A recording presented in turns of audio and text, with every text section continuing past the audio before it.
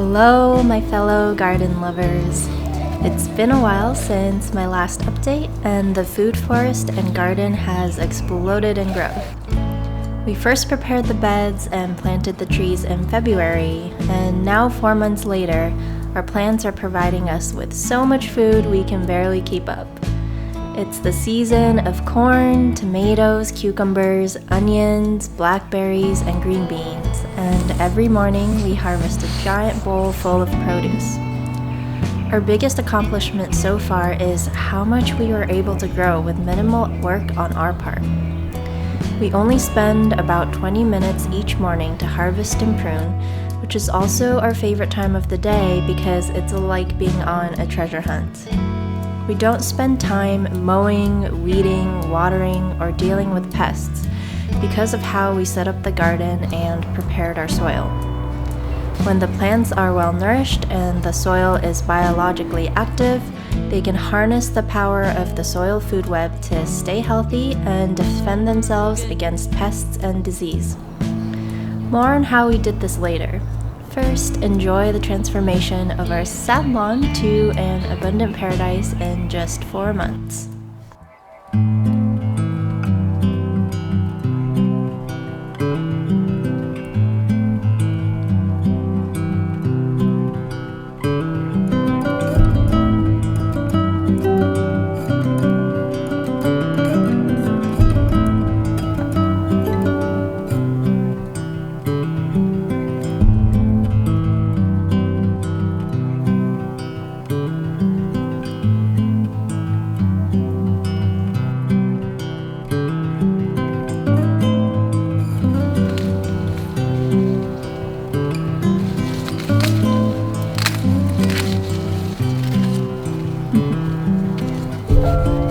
A different color.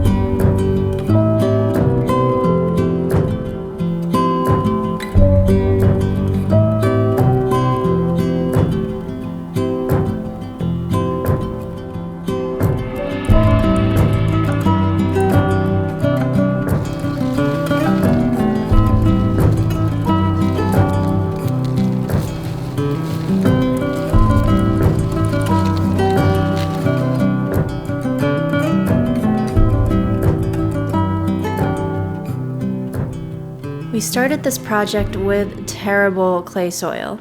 It gets hot here in Austin, Texas, and our native soil is the stickiest clay you'll ever find.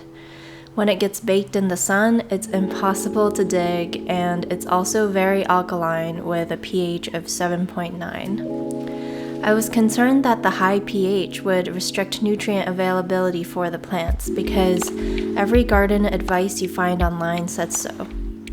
But I really didn't want to use soil acidifiers because they contain sulfur, which is an antifungal, meaning it kills mushrooms. While I was skeptical if I'd be able to grow anything in the soil, I came across the teachings of Dr. Elaine Ingham, who is spearheading the soil food web movement. She claims that if I feed the soil with good quality compost and create an environment for fungi to thrive, they will form a symbiotic relationship with the plants and will extract and shuttle micronutrients through their mycelial network to feed them. This works regardless of soil pH because fungi can actually produce acids from their hypha tips where they take up the nutrients. Since my goal is to create the most diverse ecosystem in our own little corner of the city, I decided to test this theory out myself. I messaged all of the farmers in town that are committed to organic and regenerative practices and found an incredible compost source made out of organic cotton burrs. I highly recommend going this route when you're looking for a bulk compost source because there's actually so much poor quality compost out there. If compost has been baking in the sun, it can become hydrophobic, meaning it'll repel water, which is horrible for plant roots. And if it hasn't been aerated properly, or if it's been sitting in a plastic bag, it can become anaerobic, which is a breeding ground for plant disease-causing microbes. I think of compost as like a sourdough starter or a probiotic for your gut. Its main function is to supercharge your soil with beneficial bacteria and fungi to kickstart the process of recruiting and feeding the underground ecosystem so that they can multiply and evolve. And the fact that our soil, which could barely grow weeds before, is now growing healthy, robust plants just by adding good quality compost is proof that our soil ecosystem is functioning properly. So other than the initial work we put in to mix compost and azomite into our native soil and to wood chip everywhere else, we really didn't do much. To be fair, moving the wood chips was a lot of physical labor because we covered everything about a foot deep, but we probably don't have to supplement for a couple of years. It's kept the weeds down and creates a nice mulch for all of the fruit trees we planted. And all of our vegetables are on drip irrigation, meaning we don't have to manually water anything. And because our soil is so biologically active and working in harmony with fungi, the plants are well nourished. Healthy plants that have access to micronutrients like calcium and silicon can grow stronger cell walls, which makes it harder for pests like aphids to suck sap out of the leaves. They just aren't interested in attacking healthy plants.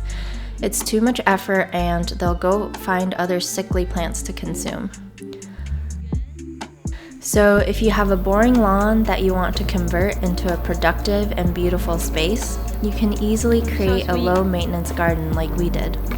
Instead of begrudgingly mowing our lawn, we walk around and pick veggies now. The food feeds our bodies and the beauty feeds our souls. I hope I've inspired you to create beauty from the mundane, and if we could do it, anyone can. Let me know if you have any questions in the comments below, and see you next time. So why do we pick these early when they're still green? Because of the fucking squirrels. No swearing. Take two. Squirrel damage.